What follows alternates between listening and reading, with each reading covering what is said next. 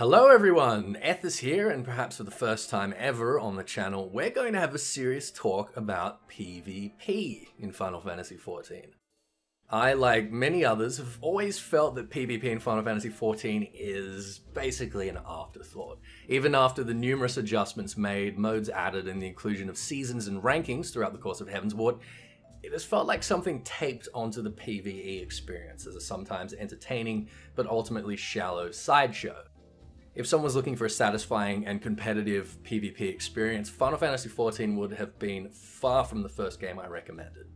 However, with the extensive battle system overhauls of Stormblood, the dev team was presented with an opportunity to properly separate PvE and PvP, and at the same time make the latter more accessible, streamlined, and ultimately more fun. As a player who has not had a great deal of experience in PvP, aside from the occasional frustrating spurts I've tolerated in order to collect glamour pieces or burn time during content lulls with friends, the PvP updates announced in the most recent Letter from the Producer Live Part 36 make me feel far more motivated to really dive into PvP in Stormblood and play it more consistently. And so I thought it would be worth exploring these changes and features with you guys so I can demonstrate why I feel this way and perhaps convince some of you to give PvP another shot as well. Firstly, Yoshida and team seemed deeply aware of the current shortcomings of the PvP systems. The largest problems for me were always the ridiculous ability and weapon skill bloat that made me have to reassess my keybinds every time I wanted to PvP, along with a generally poor translation of PvE-centric battle systems into PvP.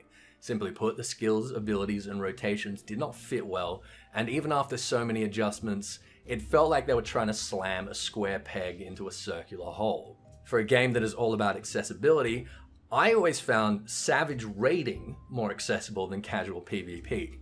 The level requirements were obviously the first barrier of accessibility to new players, and so the first fix that Yoshida wanted to discuss in the live letter was exactly this.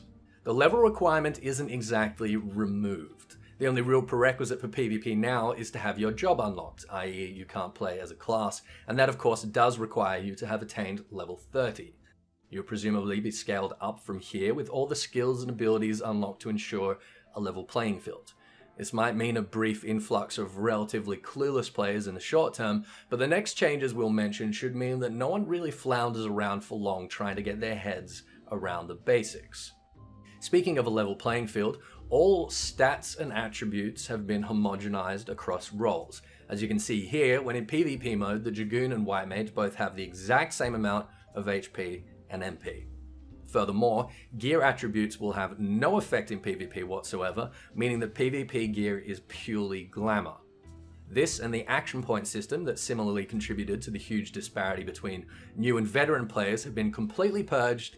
Now the only advantage PvP veterans will have over their competition will be the skill and experience, which should make each match more satisfying for everyone involved. Most significantly, PvE and PvP actions have been completely separated. To make this clear, you will no longer be able to use your PvE skills and actions during PvP at all. Instead, your hotbars will be automatically replaced in PvP areas with a distinct set of PvP hotbars for your PvP specific actions, which as you can see in this shot have been massively consolidated.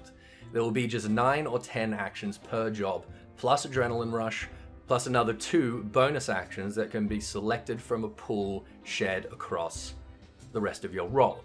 You can also select 3 PvP traits for customization, focusing on ones that can affect defensive or offensive capabilities. Of course, none of these any longer require action points. Combos, such as those of the Dragoon in this example, have been consolidated into a single button.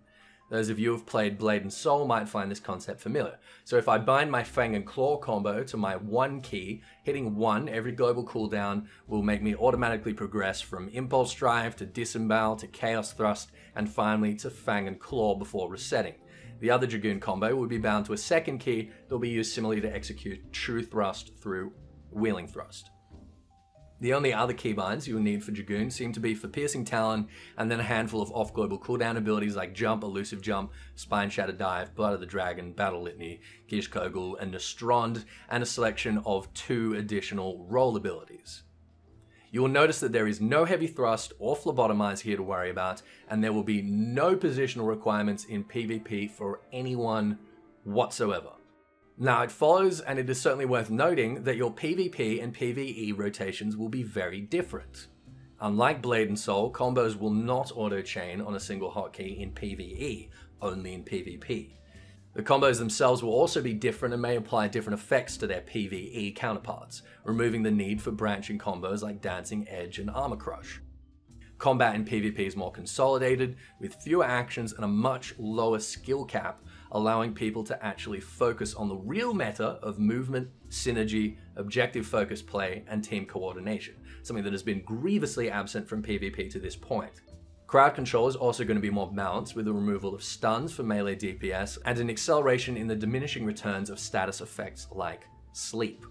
The new season of the Feast will not be starting until a short and undetermined period after the release of Stormblood, obviously to allow people to level up and enjoy the story without rushing, and when it does begin, I already believe that it will be far more lively than previous seasons. So my questions for you lovelies, if you've been consistently turned off PvP in Final Fantasy XIV and haven't even tried to pick it up, or if you're like me and only think of it as an occasional distraction for a bit of silly and frustrating chaos to earn glamour rewards during patch lulls, do you find these changes appealing, and do you think they will be sufficient to convert you into regular PvP players?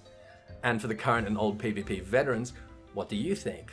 Are you pleased by the simplification, or do you think that the accessibility and mass pruning of PvP combat will make it less satisfying? Are you frustrated by the removal of action points and PvP gear to accommodate for the scrubs? Or are you glad for a more level playing field that will force you to rely on your skill alone to win the day? If it wasn't obvious, I'm more excited for PvP in Stormblood than I ever have been, so hopefully we'll get to face off in the Wolves' Den one day soon. For now, you can look forward to a bunch of videos in the near future, including exclusive early in-game footage from the recent media tour, zone explorations, dungeon stuff, job stuff, which I intended alongside some of my fellow streamers and YouTubers. So be sure to subscribe for that if you haven't already and you don't want to miss anything. But until next time, I'm Ethys. Thanks for watching.